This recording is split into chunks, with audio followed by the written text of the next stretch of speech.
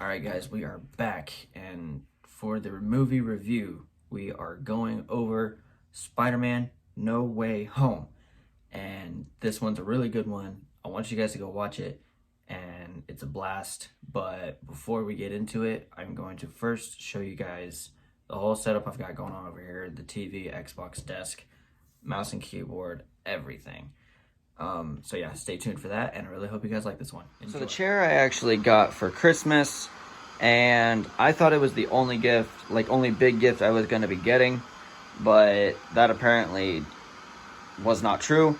But my parents got it from GameStop. It's this brand right here, Atrix. It's on the back as well, in the middle. Yep. And it comes with this headrest pillow as well with this backrest pillow. It doesn't have a buckle like the headset does. Headrest, not headset. But you just slide it in there, and that's it. That's all there is to it. It didn't take long to put it together, but it did require some help from my mom and dad. But yeah, this thing costs a lot of money. They got it from GameStop, and I really like it. It's super comfortable. I've been needing a game chair for quite a while, and luckily I got this. Yeah, and here is the Xbox. It is the newest one. Don't mind the cup here. It is called the Xbox Series X, and what it does is the reason why it's so brand new and everyone likes it is because it plays 4K graphics at 120 FPS. For those of you who don't know, that is frame rates per second, and which means that it's really good for movies, video games, all that type of stuff. And yeah, this is what I'm actually going to be streaming on with Twitch. But I don't know, I like it. It costs a lot of money. I'm not going to say because I don't want to. But it does cost a lot of money. If you guys want one, I suggest either working up for it or I don't know what I did to get it, but I really appreciate it, and I really like this Xbox. The TV I got because of the Xbox, actually. It is a 50-inch 4K TV. The brand is Hisense right there, and I really like it. It cost I think it cost $360, somewhere around there. It's a 50-inch flat screen, and it fits my desk perfectly, and I really like it. We got it at Walmart, and I don't know, it's really good, and it's a really nice TV. It's big enough. I don't need a bigger TV than this. But yeah, and the desk, final piece. So the desk I actually bought for myself. I guess I could say I bought the TV as well, but I actually bought the desk for myself. I got it off of Amazon. It only cost $65, somewhere around there, and it got here within a few days after ordering, and it's a really nice desk, easy to put together, easy to take apart. I really like it. It's got enough room for everything that I need, my Switch, Xbox, and TV, and all that. Yeah, it's a really nice desk, 60 bucks. And the mouse and keyboard I bought at Five Below, actually. It's a place here in Enid, but this only cost that's actually cost 10. This cost $5, and this costs 10 as well. So it's not too much money because these are just cheap little keyboard, mouse type deals, but I really like them. They haven't broken on me yet. And I plan on using them a lot more. I'll probably use them in streams or something, but as of right now, I haven't really looked into it. But yeah, back to the movie. All right, and back to the movie review we are.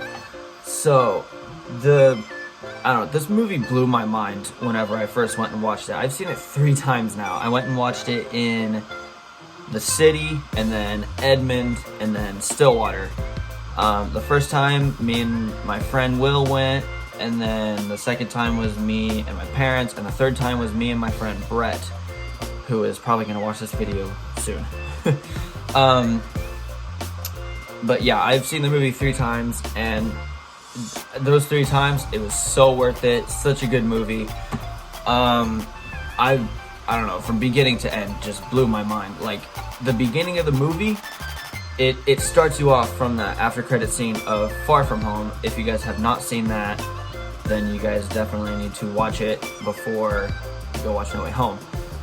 And there were so many rumors about this movie, and a few of them were right. And I don't know, this movie, it was amazing. It was really great. The whole part of the multiverse like breaking, and like Strange and Peter, Doctor Strange, sorry. For Doctor Strange and Peter to be like together for most of that movie, and it was really cool. They worked really well together. But then they start like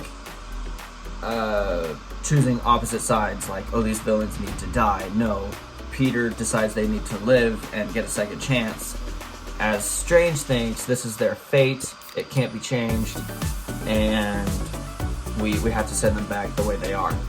But what comes in between this is a fight between Doctor Strange and Spider-Man, and it's really cool. I'm not going to go over the whole thing because it's a lot to go over. But the villains in it, they introduced them super well. They came in really fast too. Like, it just got straight into the movie. Like, it was just so good. The way they brought in Doc Ock, it was amazing. Like, his character looks so good. Obviously, it's a lot of makeup on that character. The guy who plays Doc Ock, I can't think of his name right now. He looked really well. He played really well.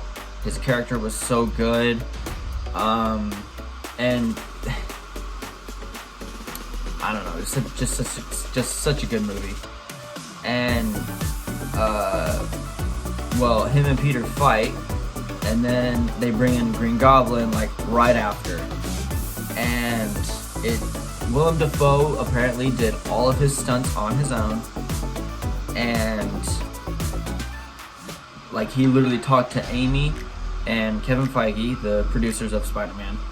He literally spoke to them and said, I want to do my own stunts. I don't want any stunt doubles, none of that. I'm here to do my character alone. And they let him do that. And it was really good. He still got the voice, he's got the laugh, he still got that whole character in him. Willem Dafoe is so great, his character's amazing. And then Electro, he looks so much better in this one. They changed the color of his electricity powers. I guess you could say lightning, I guess, but I mean, it's basically electricity. But he looks so good. I'm glad they gave him a second chance in that. And who else did they bring in? They got the Lizard. Can't forget about him. And Sandman. The Lizard, I'm gonna go over him first. He spoke in this movie. Like, I know he spoke in the first Amazing Spider-Man back in 2012 with Andrew Garfield, his Spider-Man. He did talk a little bit in that, but it wasn't like consistent. It was more of, I don't know, a roar. But in No Way Home, he talks like a lot, and it's so good. They did a really good character design on this Lizard. Like, you can't tell that it's fake. It doesn't look like CGI, even though it is. But he looks really good. His character was phenomenal. I really like the Lizard. If you guys haven't seen The Amazing Spider-Man, Andrew Garfield, go watch it. It's really good. And then Sandman, the final villain.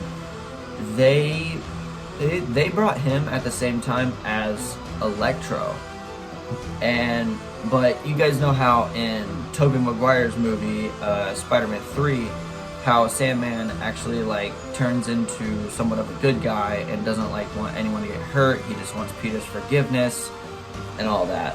Well, they bring him in as that kind of guy, because as Spider-Man's getting attacked by Electro, Sandman comes in and protects him, and he thinks that this Spider-Man in our time right now is Tobey Maguire's Spider-Man from 2008.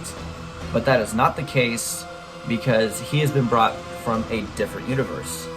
So Peter explains to him in a really short version that this isn't his universe and he's been transported, I guess, into this one, and they're all really confused. And anyways, the Sandman was such a good character. They did really good on him as well. It's a really funny movie, honestly. Like, there's so many things I want to go over, but I don't want to because I don't want to spoil the whole movie for you guys. But there is one thing I want to talk about, but I don't think I'm going to bring it up because I really want you guys to be surprised about it. But you guys should just definitely go watch the movie. It's so good. The elements in the movie are so great. It's I don't know. I think it's the best Spider-Man we've had in a long time. And like the whole time you're just sitting there on the edge of your seat like, oh my gosh, this is so good. What's gonna happen next?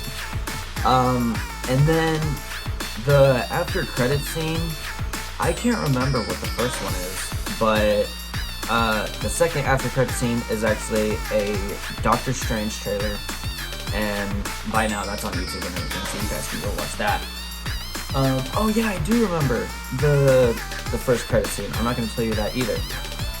You guys just have to go watch the movie. It's so good.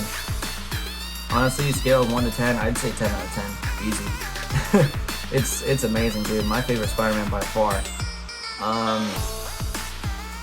But if you guys have not seen the first Amazing Spider-Man or any of Tobey Maguire's Spider-Man movies, definitely go watch those ones. The third one for Tobey Maguire is definitely the least favorited by most people because there's so many wrong things with it. They bring in too many villains. The acting was just terrible, and what's his name? Sam Raimi, the director of those movies, actually didn't even want to bring Venom into Spider-Man 3, but they did anyways, and it just got all screwed up. The character for Venom was just horrible.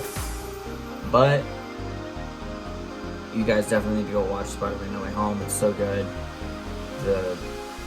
I don't know what else to say besides spoilers, so I'm not gonna spoil it as much as I have, but I mean, it's just so good. I recommend it, and you guys should definitely go watch it. Definitely go watch Far From Home if you haven't seen it, because it's so good. That's all I've got for you guys today. If you guys are new here, please subscribe. Please don't forget to leave this video on a thumbs up. It really helps me out. And leave your thoughts in the comment section below, and I will see you guys in the next one.